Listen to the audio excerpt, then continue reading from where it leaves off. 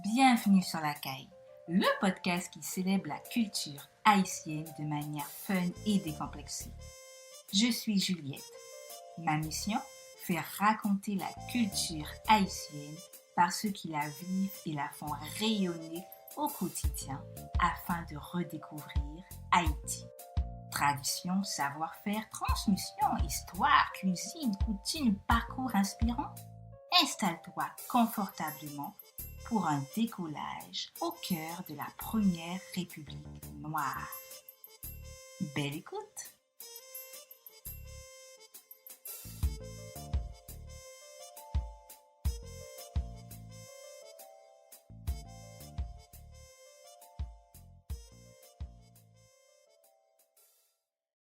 Bienvenue dans cette nouvelle saison du podcast La Caille. Et c'est en musique que l'on vous accueille avec cet épisode spécial autour du jazz. Les 29 et 30 avril prochains auront lieu le premier festival de jazz de la ville des Cayes, dans le sud d'Haïti. Parcours, programme, identité, j'ai l'honneur d'accueillir les membres fondateurs de ce festival, Mardoché William and Friends, pour un échange aux sonorités culturelles fortes. Bonsoir, bienvenue messieurs. Est-ce que, par tour de rôle, vous pouvez prendre quelques temps pour vous présenter auprès de nos auditeurs, s'il vous plaît? On peut commencer par Mardoché? Oui, oui, oui. Alors bonjour et je salue Juliette, Roseband et Richka.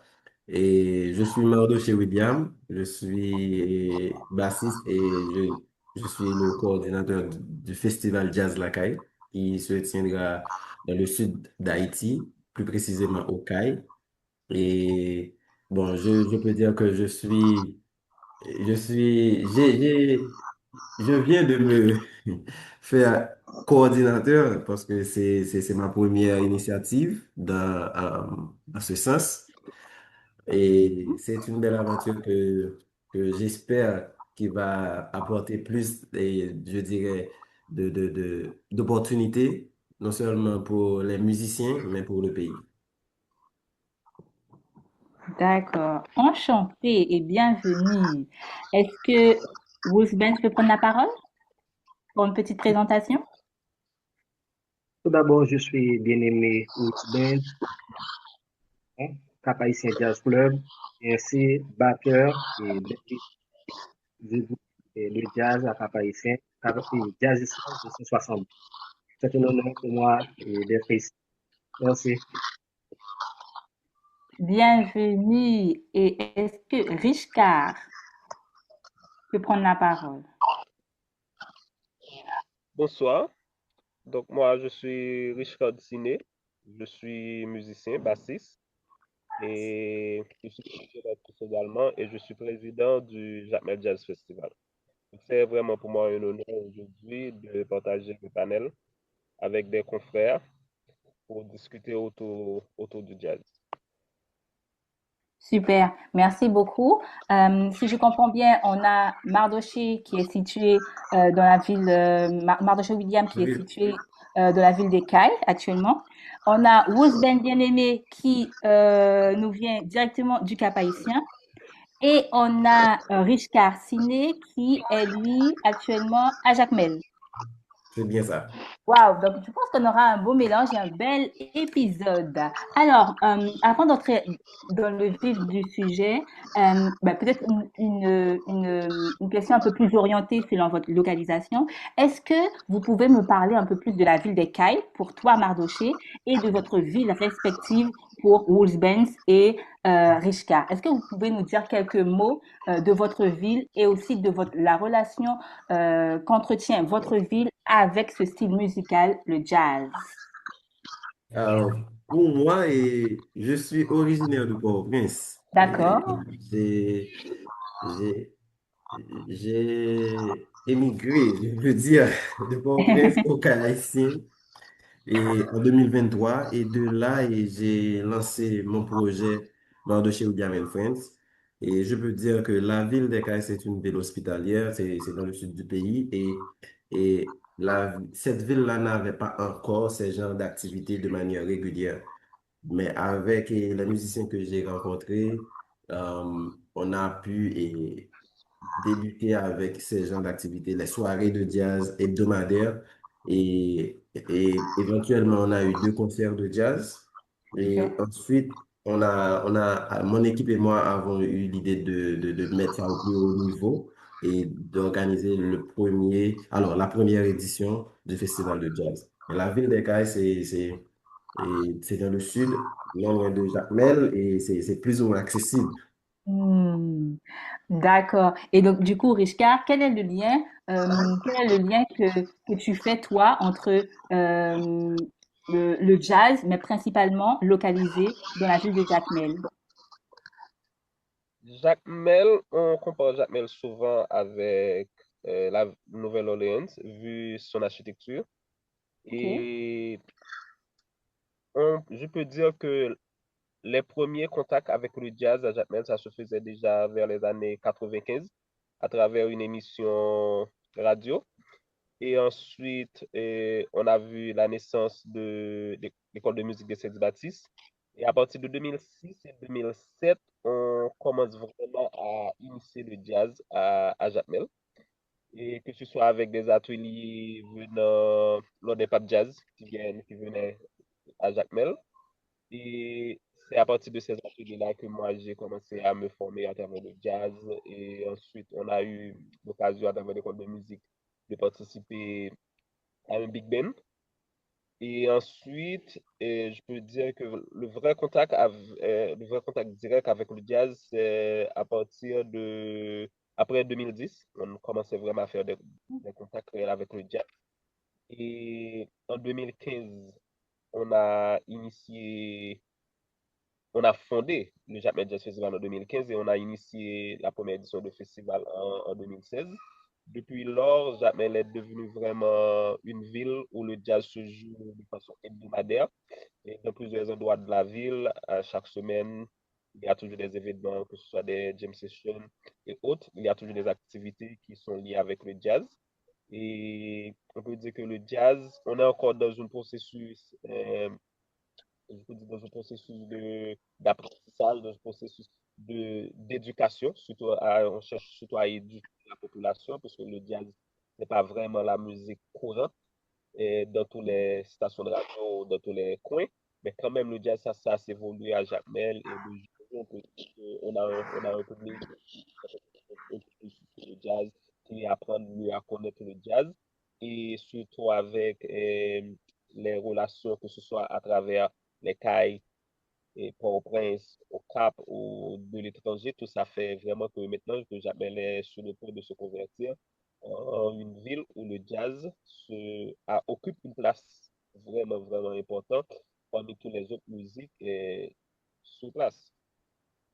D'accord, c'est très intéressant d'avoir un peu illustré les différentes périodes. Et donc, du coup, direction le nord, le nord avec Ruth Benz.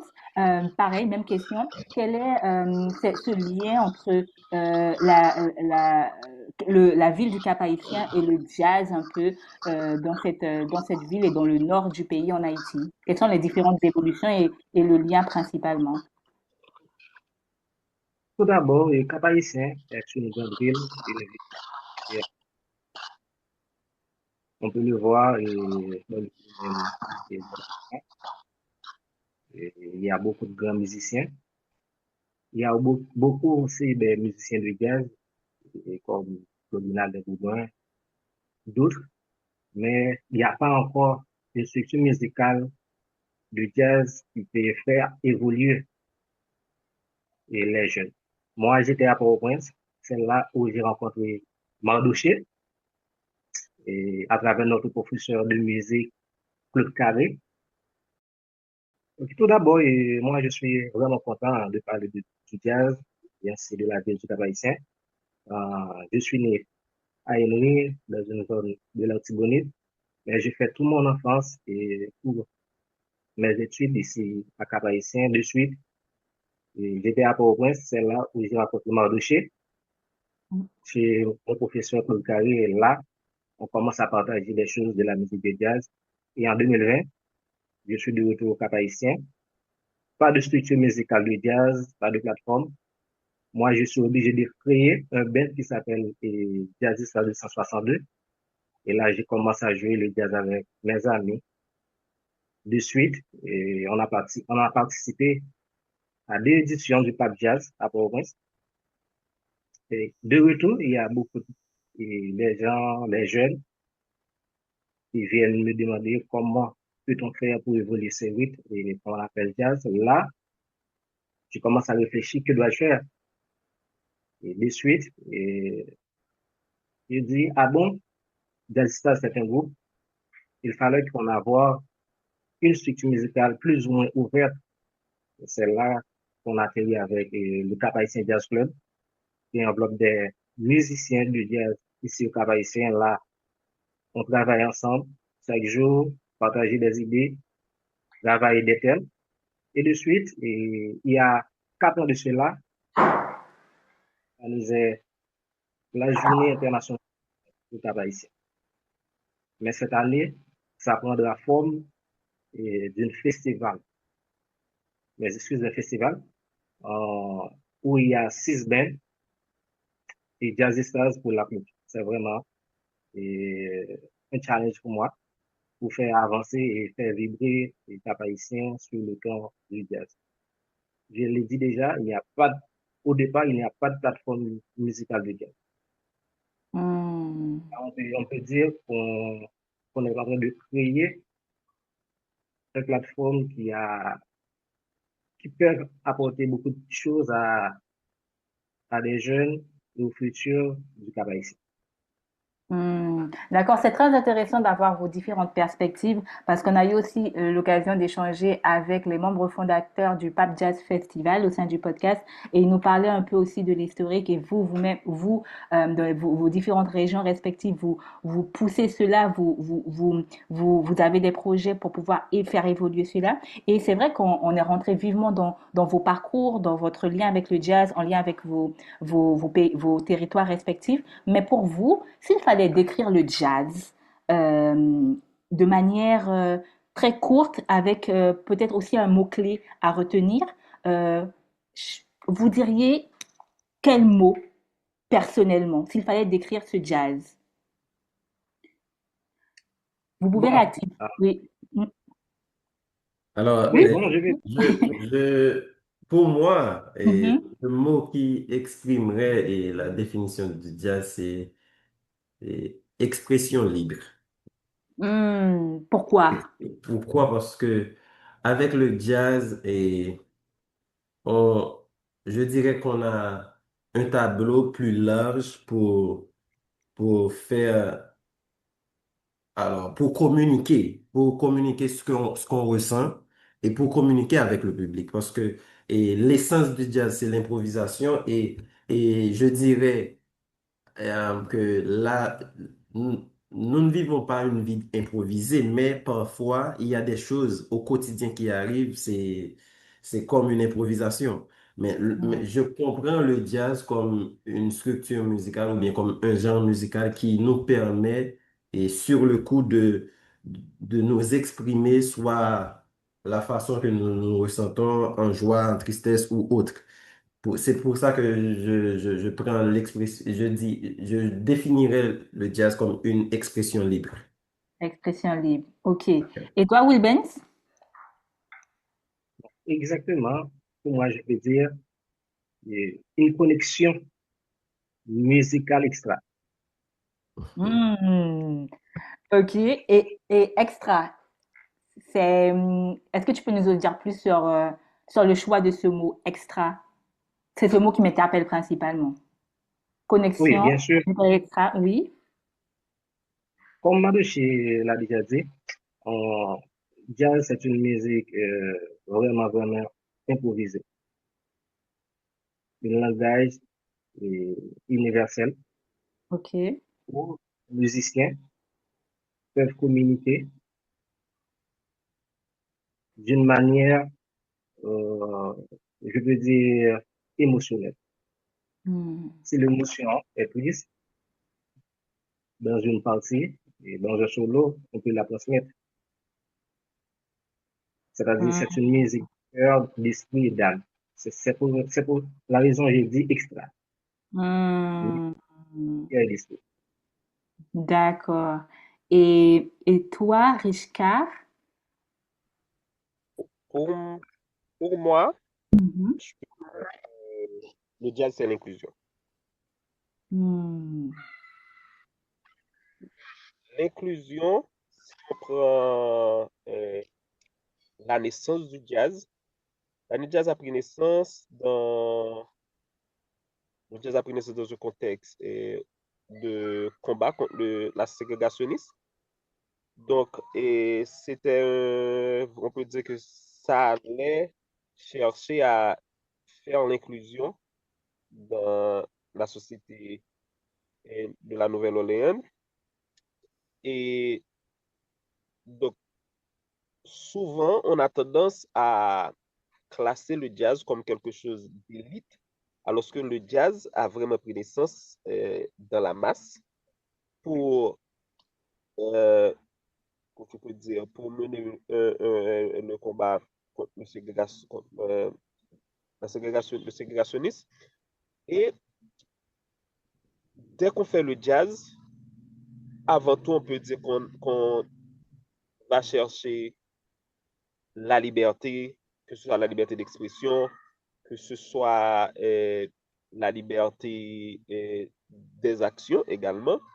Donc, on peut dire qu'on fait quelque chose où on est vraiment partir à regrouper, que ce soit les riches, les pauvres.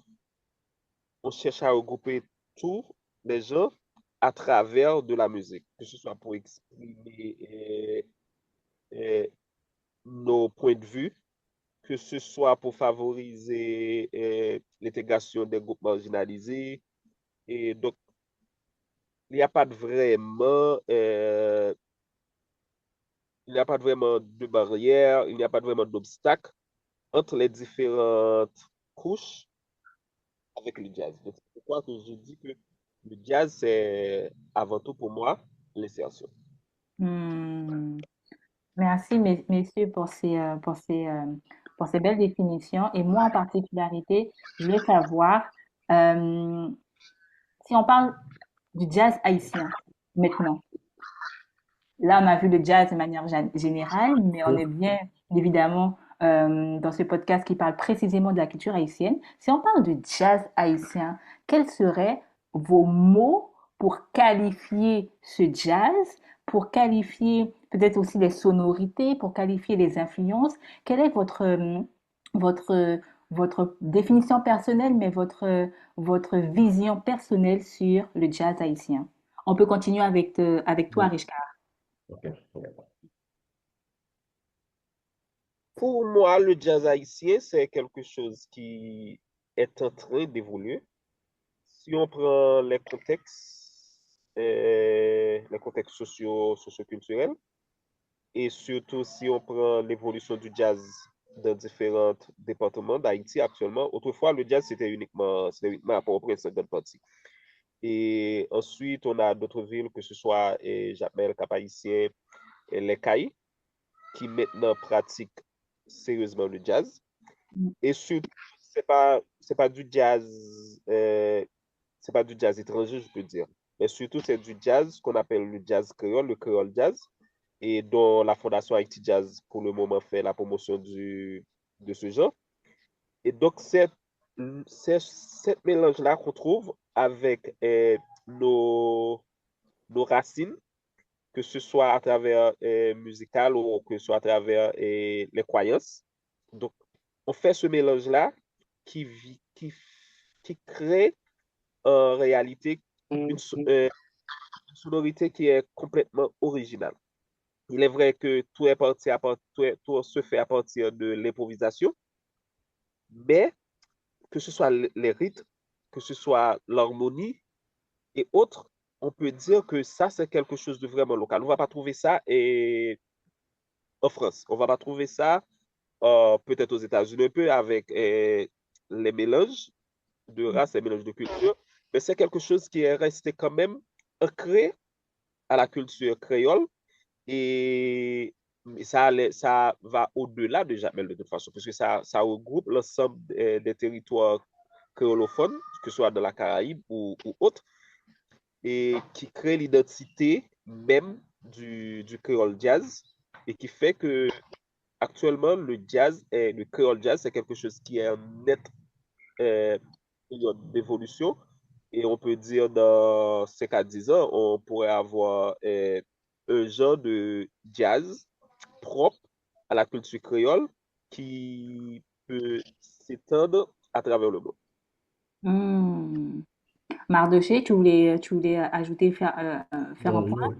je vais faire et je vais continuer avec l'idée de Richka et Mhm. ajouter que le jazz haïtien est un jazz non seulement qui fait référence à nos rythmes traditionnels, la diversité musicale qu'on a en Haïti, mais c'est un jazz, je dirais, qui est engagé.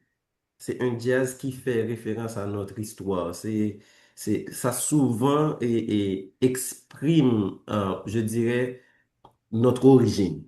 Parce que Hmm. la plupart, si on prend l'exemple de la plupart de quelques musiques traditionnelles haïtiennes je dirais qu'on adapte au jazz, tant qu'au Merci Bon Dieu, tant qu'au Complète Paysanne et autres, on utilise parfois ces genres de thèmes ou de musique pour non seulement lancer un message, mais et faire valoir et l'engagement, l'âme haïtienne. C'est pour ça que je dirais, ajouter à ce que Richka vient de dire, que le jazz haïtien, c'est un jazz en évolution, mais c'est aussi un jazz engagé. Hmm. Wolfgang, tu voulais ajouter quelque chose? Un point? Bien sûr, et Haïti, en quelque sorte, nous avons beaucoup de rythmes et le plus intéressant, ça fait deux départements et pratiquent ces rythmes-là dans leur propre manière.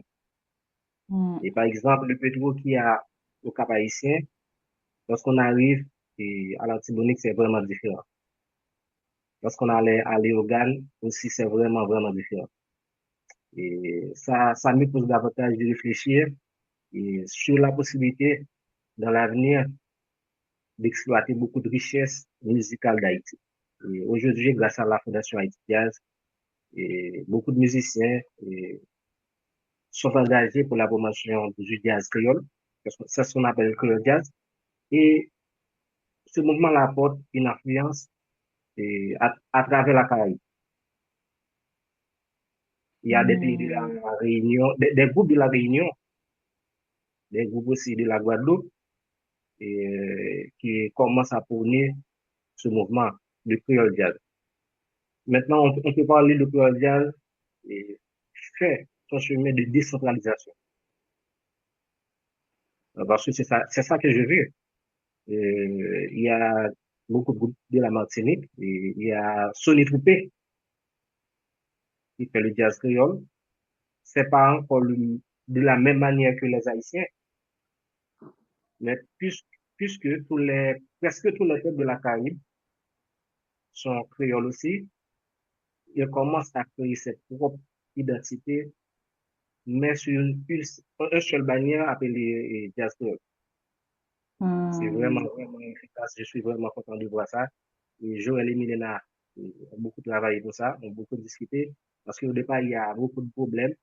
Et on a une beauté de date. Il y a Jazz Vodou, Hmm.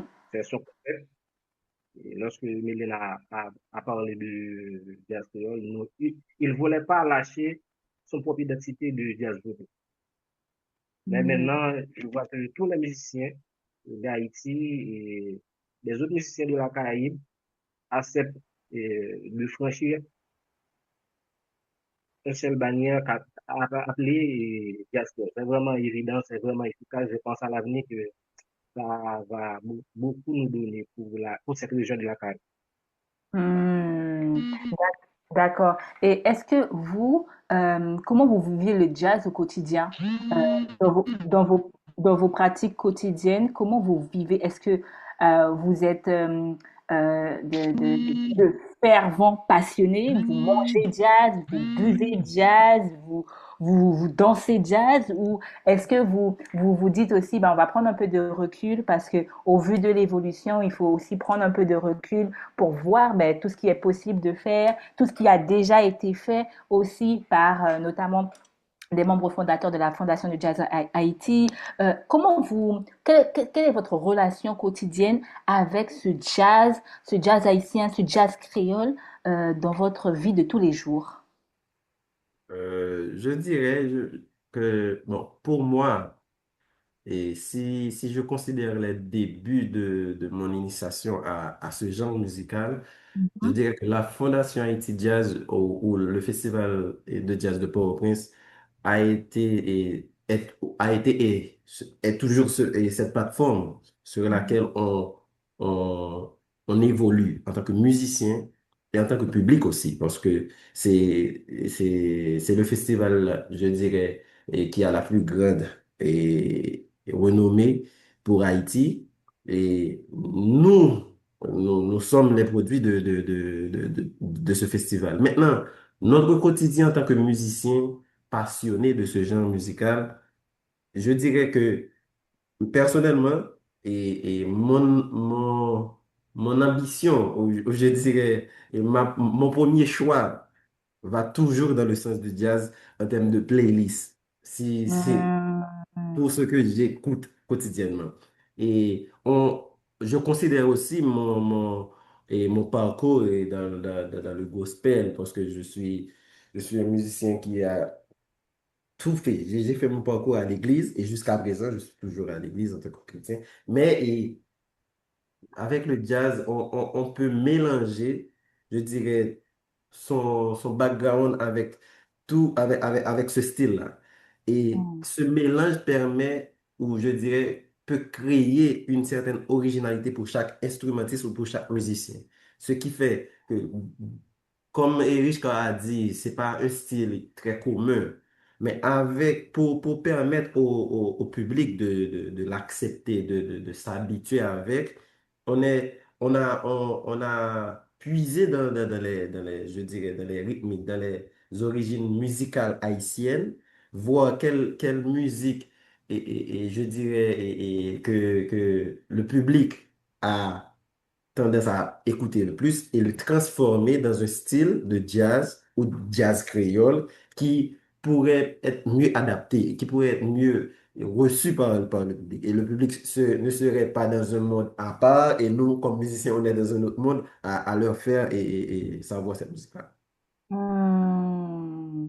Et est-ce que cette passerelle-là, du coup, elle se fait automatiquement ou elle a pris, euh, cette méthodologie a pris du temps à se mettre en place, à faire cette transition-là entre ce que écoute de tout à chacun pour le transposer dans l'univers du jazz? Est-ce que ça se fait spontanément, ça s'est fait spontanément ou c'est petit pas, par méthodologie, par structure que ben, vous êtes arrivé, et toi, Mardoché, principalement, tu es arrivé à faire cet aller-retour à chaque fois entre, entre ceux-là.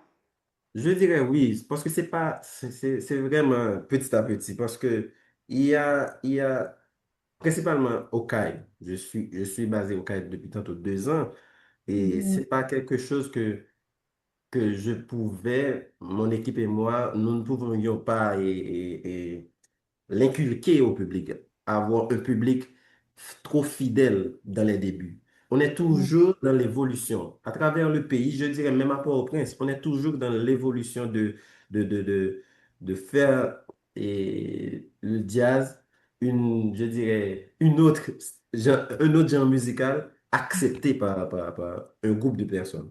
Mais on peut dire que les résultats, les retombées sont positifs parce que avec un milieu qui n'avait pas ce genre d'habitude ou bien ce genre de programmation, et maintenant on est je dirais, dans une période où on veut passer à un niveau de festival avec eux, je dirais que l'évolution, ça va de mieux en mieux, je dirais, de mieux en Mhm. mieux pour le public Mhm. haïtien.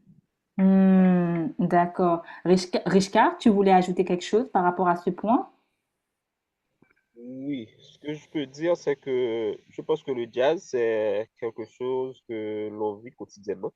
Mm, Donc, pour faire le jazz, que ce soit en tant que musicien de jazz ou mélomane de jazz, et ça fait d'abord euh, une façon de vivre. Donc, mm, c'est pas qu'on vit pour le jazz et avec le jazz, mais c'est que, puisque le jazz, ça, c'est d'abord l'improvisation, comme disait Madouche tout au début. Donc, dans la vie, on s'improvise à chaque moment. Que ce mm, soit, on a déjà tout planifié, mais arrivé à un certain moment, les planifications ne sont pas complètement rationnelles. Il faut y avoir des ajouts, il faut y avoir des petites épices, tout comme je peux dire. Donc, c'est ça le jazz, l'essence même du jazz. Donc, on peut toujours préparer un morceau, faire des répétitions pendant X temps, mais dès qu'on arrive sur la scène, ça va transformer. Donc, il va y avoir des improvisations, des émotions, puisque le jazz, c'est l'émotion en temps réel. Donc, tout ça, c'est ça qui ajoute l'épice du jazz, donc qui fait l'essence même de la vie. Donc, et j'ai compris ça à partir du moment où, comme disait Mardoché tout à l'heure, j'ai pu réaliser que je ne peux pas toujours aller dans le jazz nord-américain. Donc, que ce soit mm, avec, puisque ça crée complètement euh, ça, je veux dire, ça crée complètement deux positions différentes, que ce soit avec notre réalité, notre culture, et avec ces thèmes venant de l'Amérique du Nord. Donc, du coup, l'essentiel, c'est d'aller chercher, c'est d'aller puiser dans nos racines, c'est d'aller chercher ce que les gens entendent tous les jours, que ce soit le rara, que ce soit le compas, que ce soit ce qu'on appellera bodai ou autre. C'est aller chercher la musique populaire haïtienne et on est bien obligé de les écouter afin de les analyser, de voir l'essence même, bien que je peux dire que c'est pas vraiment peut-être notre genre musical, mais quand même on doit puiser à travers cette musique-là. Donc ça fait, du coup, on n'entend pas les autres genres musicaux comme juste entendre pour entendre, mais on entend ça avec l'esprit d'analyse, l'esprit critique pour puiser et là où est-ce qu'on peut apporter le jazz, là où on peut apporter l'improvisation. Et à travers cette démarche-là, on arrive à trouver des résultats, puisque le public, il est vrai que le public n'est pas toujours en mesure de comprendre tout ce qui se fait dans la musique du jazz, mais puisque le thème euh, c'est quelque chose qui est très populaire. Donc, il arrive quand même à trouver l'essence et à comprendre ce qu'il est en train de faire. Et ça fait l'éducation du jazz. Donc, c'est pourquoi le jazz, on est obligé de vivre à partir du jazz de façon quotidienne pour comprendre, pour analyser, je peux même dire pour faire une étude anthropologique, une étude sociologique, pour mieux appréhender sa musique, pour mieux orienter sa musique et pour atteindre vraiment un public qui est prêt à consommer la musique du jazz et qui est prêt à évoluer tout comme la musique du jazz. Et franchement, avant de donner la parole à Woodbench, pardon, je trouve ça très intéressant parce que c'est vrai que quand j'ai posé cette question, je m'attendais, excusez-moi, même si c'est vrai que des fois, on ne peut pas forcément s'attendre aux réponses de chacun de nos invités, mais je m'attendais à des réponses du type, ah oui, de 6 heures à 20 heures, j'écoute du jazz, je fais mon sport avec le jazz, je vais au restaurant, je choisis mes restaurants, il faut qu'il y ait une playlist de jazz. Et là, j'entends vraiment, ça fait plaisir et ça pousse aussi la question. J'entends vraiment à travers Mardoché qui disait vraiment cette structure qui a pris place au fur et à mesure. On frôle aussi l'anthropologie avec Richcard, donc c'est vraiment poussé parce que nous, pour ceux qui écoutent ce style musical, on voit la musique en elle-même, mais on ne sait pas qu'est-ce qu'il y a derrière en termes de recherche, de développement, de travaux pour pouvoir affiner. Et là, je suis toute oui à vous entendre, messieurs. Et du coup, je donne la parole à Wisben sur la même question sur son quotidien par rapport au jazz. Oui, et j'ai toujours dit avec mes amis Mhm, musiciens que le jazz, c'est une mode de vie, mhm, une autre culture, Et pourquoi je dis ça? Et le jazz, on le dit toujours, c'est un style et genre musical vraiment, vraiment universel. Mais là-dedans, il y a beaucoup d'autres choses. Je le dis toujours, toujours. Beaucoup d'autres choses insèrent dans le jazz. Hmm. Et moi, comme musicien, et presque chaque jour, je fais des recherches sur le jazz, écoute de la musique. De plus, et à travers ça, moi, je dis, qu'est-ce que je peux apporter dans dans ce structure-là? Par exemple, moi, au Cap Haïtien, il y a des musiques comme Levé Cécilia. Dès mon enfance, j'ai l'habitude de l'écouter presque chaque matin Ok. avec mon projet musical. On essaie de jouer cette musique sur une forme de jazz vraiment, vraiment, vraiment cool. Ça nous apporte beaucoup, beaucoup, beaucoup de fruits parce que beaucoup de gens apprécient ça. Et de Mhm. suite, on allait plus loin, de retourner avec la musique Faites mon bel petit pays. Là, c'est de la création et de l'intelligence. Hmm. Pour transformer une musique traditionnelle en jazz, et il faudrait qu'on avoir une bonne capacité musicale, tout d'abord, et ainsi, on veut dire, une bonne compréhension musicale. Hmm.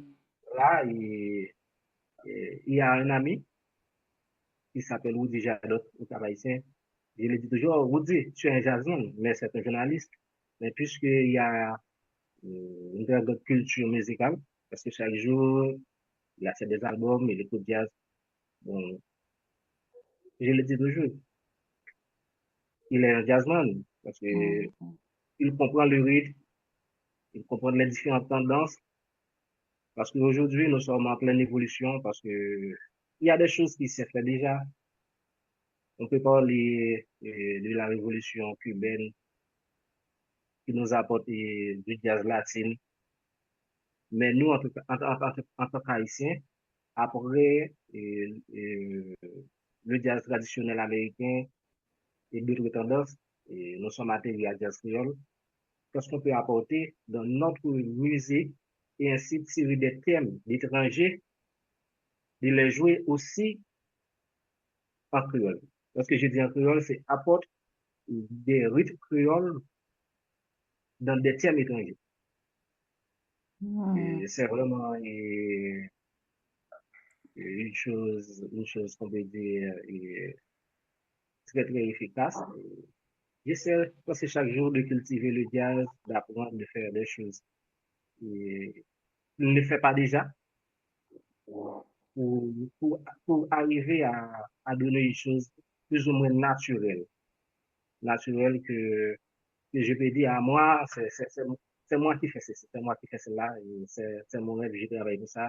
Et ça peut apporter beaucoup, beaucoup plus pour les jeunes d'écrire des identités musicales. Voilà. Hmm. Merci beaucoup pour cet ajout, Wolfsbens.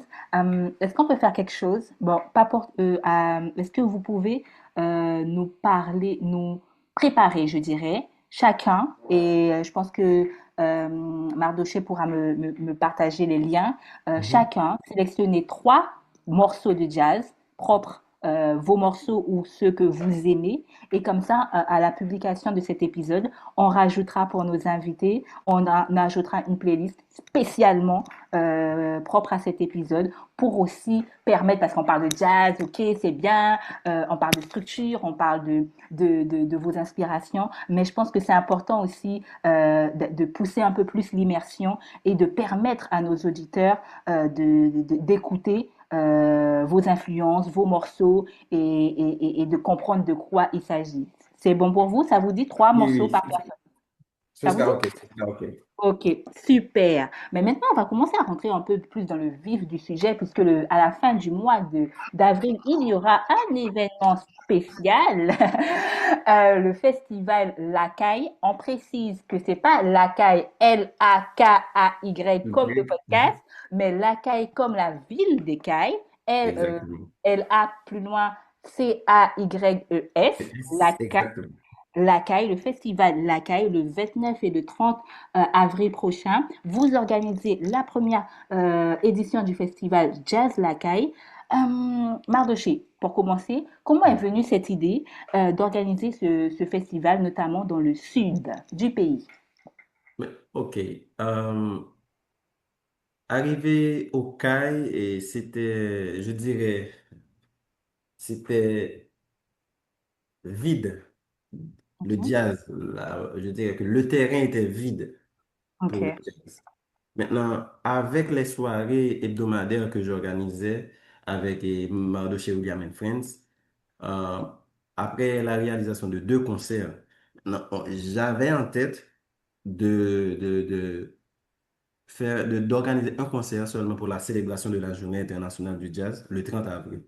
Maintenant, l'année dernière, on n'a pas pu le faire. J'étais au Cap-Haïtien avec Benz et avec son groupe, j'étais comme invité spécial et à la Journée internationale du jazz au Cap-Haïtien. Mais cette année, on voulait que et, cette activité soit plus répandue. Alors, on était en contact, Rose Benz, Richard et moi, et je leur ai partagé l'idée alors, d'aller au plus haut niveau avec ces genres d'activités. Et maintenant, ils m'ont dit, bon, ils ont partagé leur expérience parce que le Festival de jazz de Jacques Mel a déjà 10 ans et Hmm. Rose Benz a fait plusieurs séries d'activités avec avec Cap-Haïtien Jazz Club et Jazzista. De mon côté, dans le sud, je voulais que ça soit, comment dire, alors, suivre le même processus. Je voulais Ok. suivre le même processus. Maintenant, j'ai demandé à quelques amis leur intention, quelques amis musiciens, s'ils seraient intéressés de venir et prendre part à cette initiative. Et de là étant, puisque pour une première fois, on a décidé de choisir 2 jours. Le premier jour sera le lancement avec la rencontre des musiciens et tout ça. Mais l'idée, c'est pour permettre au CAI, à la ville des CAI, d'être parmi les villes d'Haïti qui célèbrent non seulement la Journée internationale du jazz, mais une ville qui, malgré les circonstances, mais qui évolue avec le jazz. C'est ça l'idée. C'est pas seulement de faire valoir le band Mardoché William and Friends, mais aussi de faire valoir une plus grande communauté, les musiciens qui sont au CAI, les musiciens qui sont dans le sud plus particulièrement, de trouver un espace où ils peuvent je dirais apprendre et explorer le jazz. D'accord. Et ben, du coup, quel est le programme? C'est sur 2 jours. Comment ça va se passer? À quoi doit-on s'attendre? À quoi le public des CAI principalement doit-on s'attendre? Et même, je pense, de l'international, puisqu'on va essayer aussi, nous, de relayer l'événement bien évidemment sur les réseaux sociaux, mais aller un peu plus loin pour pousser un peu plus l'immersion, pour pouvoir relayer le jour J. Mais à quoi doit-on s'attendre de manière générale? Ok, très belle question. De manière générale, ce Sans, sera sans une. trop, sans trop dévoiler, bien évidemment. Ok, ok. De manière générale, il y aura le 29 et le lancement. Ok. Et je dirais le contenu sera de prendre contact avec le public. Non seulement les organisateurs, mais aussi les musiciens. Les musiciens seront là, le public pourra les poser des questions sur leur parcours, tout ça. Et ensuite, on aura une courte prestation et ce sera à Potiwa Les Cayes, Potiwa Pizza. Ils viennent de s'installer. Et le deuxième jour, on aura le grand concert.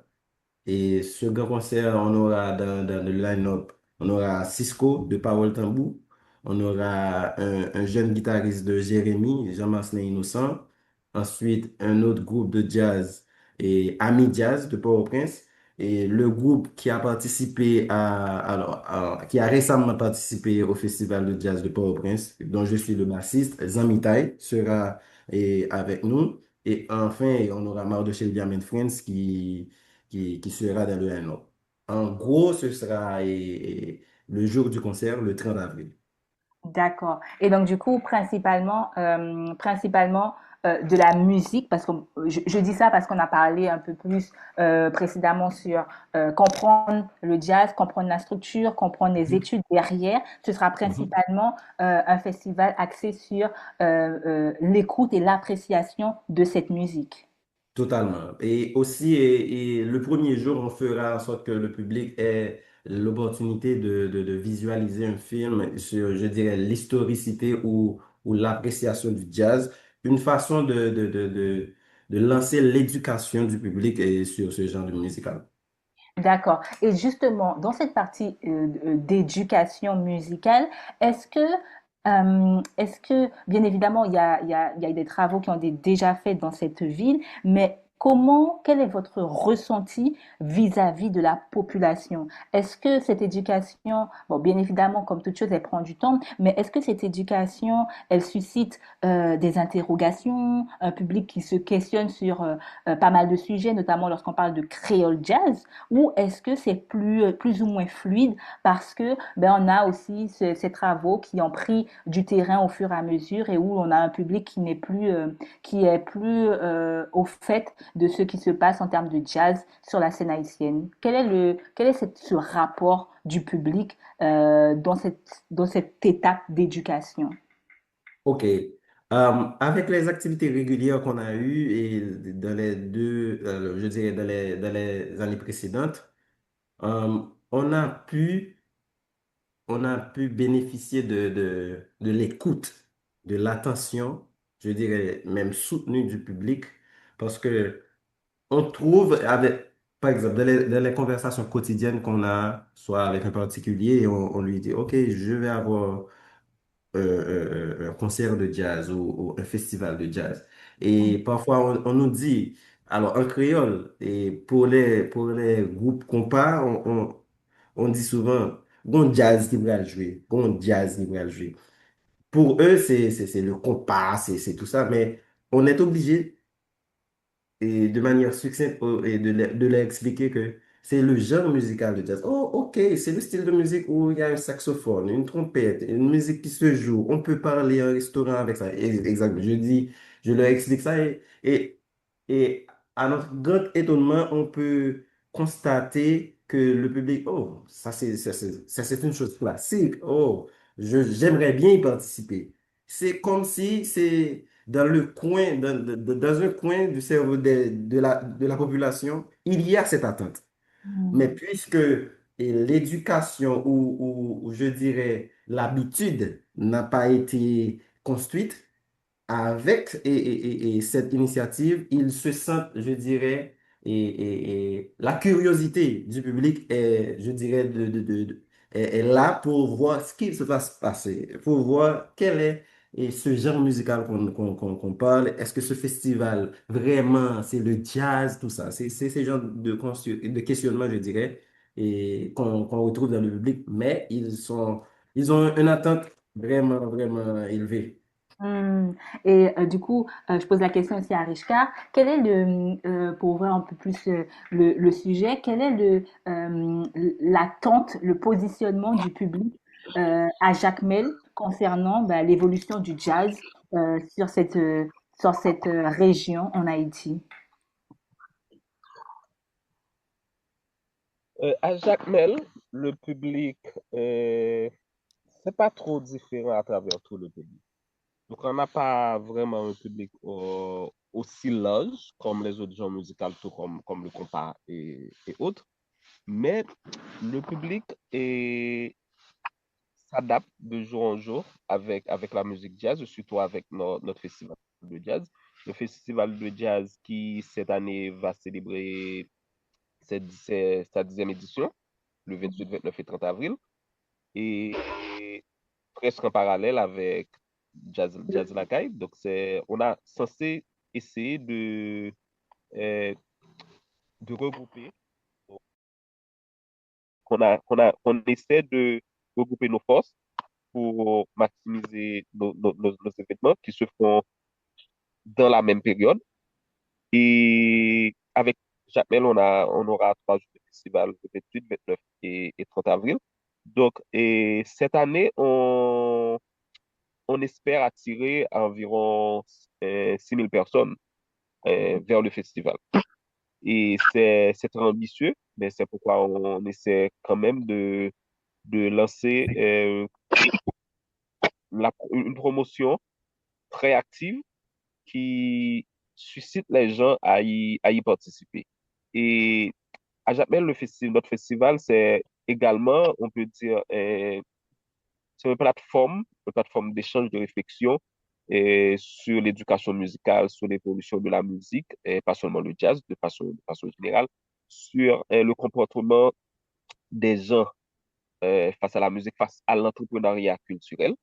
On essaie de voir ça et donc on essaie de faire le festival vraiment quelque chose qui rassemble tout, quelque chose que ce soit les gens évoluent dans la musique, que ce soit évoluer dans d'autres champs culturels ou d'autres activités qui ne sont pas connexes avec la musique, mais ils auront des intérêts à apprendre, à connaître ce qui se fait, que ce soit à travers l'entrepreneuriat culturel, que ce soit à travers la culture, que ce soit à travers le comportement social des gens. On essaie de tout mélanger et, et tout se fait à travers le jazz. Et on aura divers ateliers de musique, ateliers de jazz. Et surtout, on essaie de porter le jazz vers les écoles. C'est pour maximiser la facette d'éducation musicale. Donc, durant les années dernières, on avait tendance à aller vers les écoles primaires ou secondaires, mais cette année, on va aller vers les écoles de préscolaire. On va euh, faire des adaptations pour, pour ces petits enfants à travers des musiques qu'ils chantent toujours à l'école. On va faire des adaptations de jazz et afin de les inculper la musique jazz dès le plus bas âge. Donc ça, c'est quelque chose vraiment, vraiment éducatif qu'on essaie de faire. Comme ça, on peut dire que d'ici 5 à 10 ans, on aura un public beaucoup plus intéressé par le jazz, qui comprend beaucoup plus le jazz et qui essaie de cultiver le jazz de façon quotidienne. Et donc, en gros, c'est ça. Et on aura une programmation vraiment, vraiment riche. Et on aura des groupes venant du sud, des Cayes, comme Mardoché avec son groupe. Il sera. On aura également Clyde Duvernay. Et on aura Johnny PL, Ken Simon Estime, Dadza, Subliminal, Ami Jazz.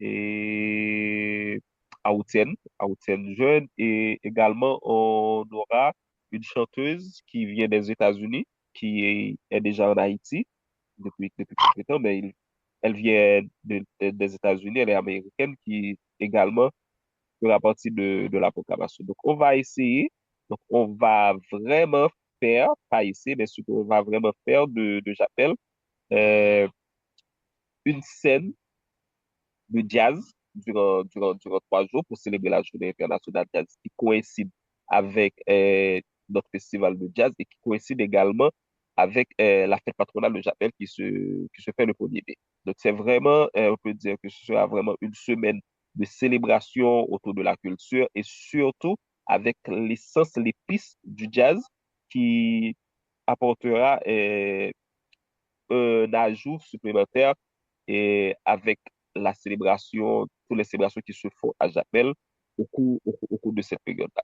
Donc, et déjà, on attend pas mal de visiteurs. Il y a beaucoup de gens qui réservent déjà leur vol pour Japel, pour célébrer, ils en profiteront pour célébrer le jazz à travers le festival, mais également pour célébrer la ville de Japel dans cette même période-là. Donc, ce sera vraiment une semaine de célébration, une semaine où le jazz occupera une place vraiment, vraiment importante, et surtout avec un festival qui se fait dans la rue.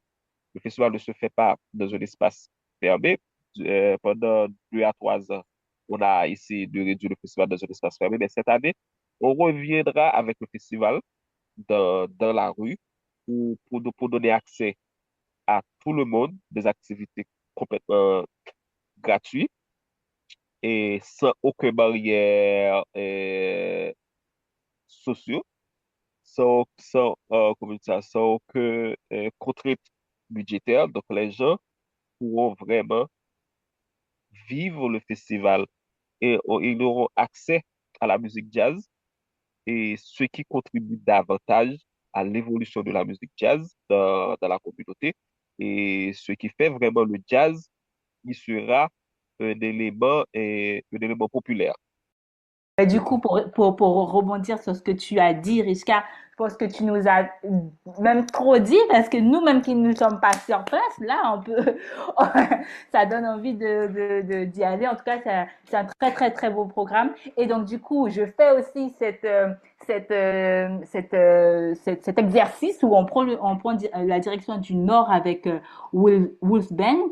Euh, je parlais de manière générale sur l'éducation par rapport au jazz, quel est le retour du public par rapport à ces différentes démarches. Mais Oulben, si à cette même période-là, comme Richard, il y a un événement propre au jazz au Nord, n'hésite pas à nous en parler.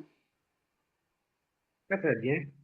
Et de suite, nos travaux ne sont pas différents, puisque nous sommes partenaires. Chaque jour, il Mhm. y a des échanges entre moi, Riscad et Mardoché, Mardoché. puisque on peut dire que le, le travail fait ça même, c'est la coopération. Ok. Et qu'est-ce qui marche aussi au Cap haïtien, qu'est-ce qui ne va pas aussi au CAI et Jacques Mel, qu'est-ce qu'on peut faire? Parce que chaque jour, on échange. Et Ok. on tient compte qu'il n'y a pas de jazz sans éducation musicale. C'est pour cela, parce que chaque année, on essaie d'intégrer des ateliers et des projections. C'était comme ça l'année dernière, et c'est l'année prochaine, c'est comme ça aussi, et cette année, c'est comme ça. Il y a des échanges avec des artistes dans des ateliers, et on va faire des projections, surtout sur l'histoire et l'évolution du jazz. Ok. Ça permet au public de mieux comprendre euh, où va le jazz. Exactement.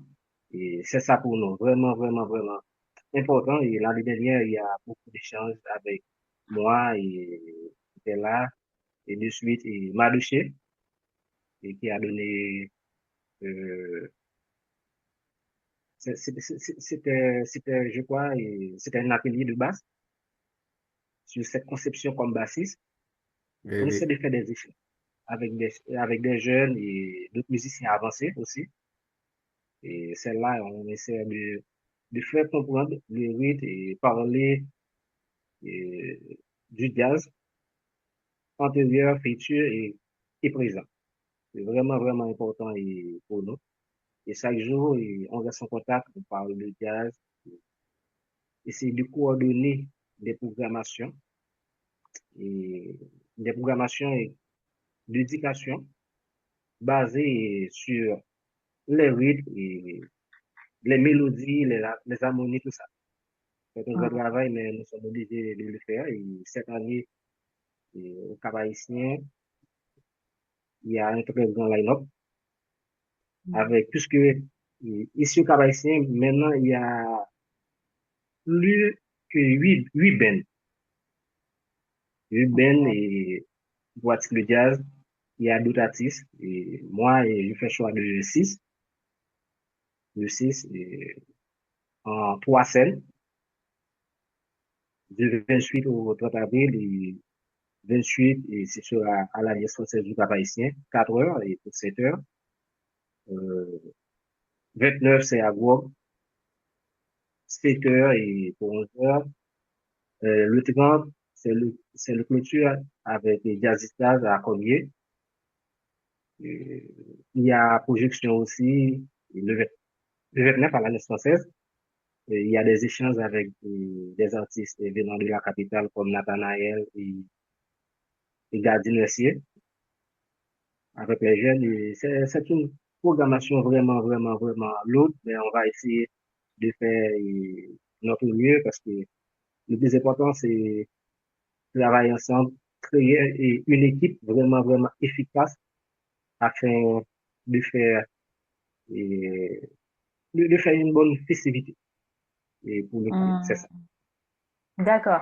Merci beaucoup, messieurs. On mettra en descriptif de l'épisode toutes les informations liées à vos événements respectifs pour permettre aussi à nos auditeurs et même, puisqu'on a des auditeurs en Haïti également, à ceux qui peuvent y être physiquement, d'y être. On arrive presque à la fin de cet épisode. L'heure passe très vite. J'avais juste une dernière question à vous poser. Vous êtes jeune, vous êtes dynamique et vous documentez, vous enrichissez un peu vos réflexions à chaque étape concernant le jazz et notamment le créole jazz. Et j'aimerais savoir comment vous voyez-vous l'évolution du jazz en Haïti pour les 10 prochaines années. Quel est votre positionnement? Quelle est votre posture à ce sujet?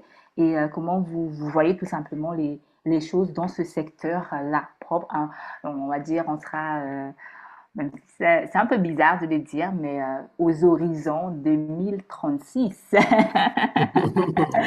oui, quand même. Bon, et si, bon, pour les 10 prochaines années, je pense que à travers les différents départements, ou bien, et je dirais que du jazz dans les 10 prochaines années va être plus fluide. Et écouter le jazz dans les régions les plus reculées ne sera pas une chose étrange, surtout pour les jeunes. Parce que l'adaptation et je dirais et l'émancipation du jazz ou la propagation du jazz se fera avec un public plus, je dirais, attentionné et plus avisé. Parce que on est avec et je dirais le retour qu'on fait aux anciennes compositions musicales haïtiennes et la façon de les divulguer. C'est comme, je considère le public comme un bébé qui doit prendre un médicament. Mais pour lui donner ce médicament, on l'injecte dans un jus ou dans une boisson que le bébé, que l'enfant apprécie. Et maintenant, si l'enfant apprécie alors, ce breuvage, il va prendre le médicament sans se rendre compte. On essaie de cette on essaie d'utiliser cette méthode pour, je dirais, habituer le public avec ce genre musical. Et dans les 10 prochaines années, je reste positif que le jazz va être alors moins étrange, ça ne va pas rester comme une musique élitiste comme on le considère. Hum. Merci beaucoup, Mardoché, pour ta réponse. Je t'en Wilben, prie. ou, oui, oui, on y va, Wilben, oui. Dans les 10 prochaines années, comment toi, tu vois personnellement l'évolution du jazz en Haïti? Déjà, le jazz fait son évolution, fait son évolution en Haïti. Pourquoi je dis ça? Et l'autre fois, c'était à Port-au-Prince seulement. Hum, Et Jacques Mel de suite, Cap Haïtien, et cette année, et on peut dire, au Caille.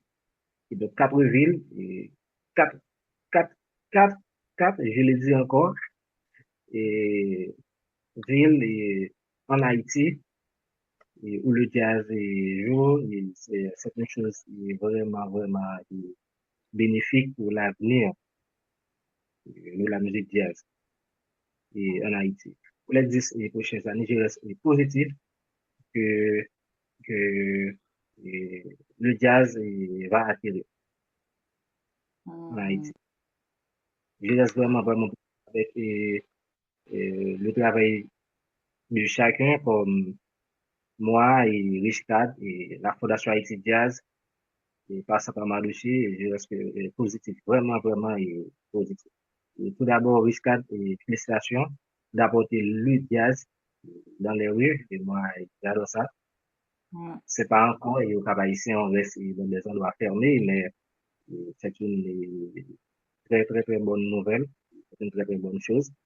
Et je trouve avec des idées, des travaux, on peut y arriver dans 10 ans et d'avoir touché beaucoup, beaucoup de cœurs et beaucoup de nombre de personnes. Hmm. Je reste positif. Hmm. Et toi, Richard, comment tu vois les choses?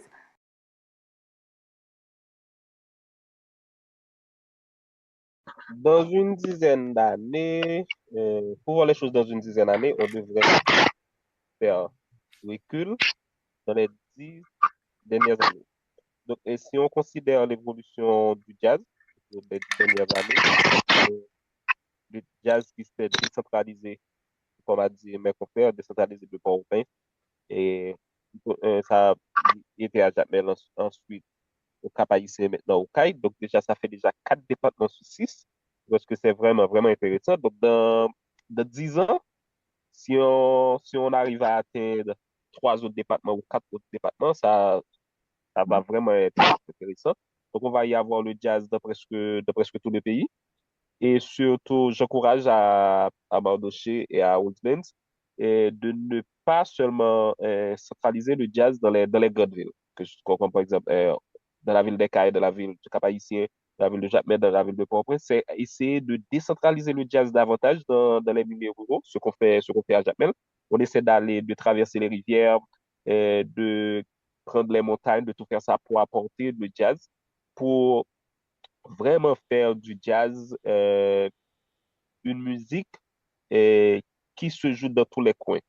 Une musique qui, comment je dis ça, qui s'est retournée au Versailles, qui est allé voir les gens les plus reculés et qui peuvent utiliser le rara, peuvent utiliser le rara pour faire le jazz, ils peuvent tout utiliser pour faire le jazz, puisque le jazz, c'est l'improvisation d'abord.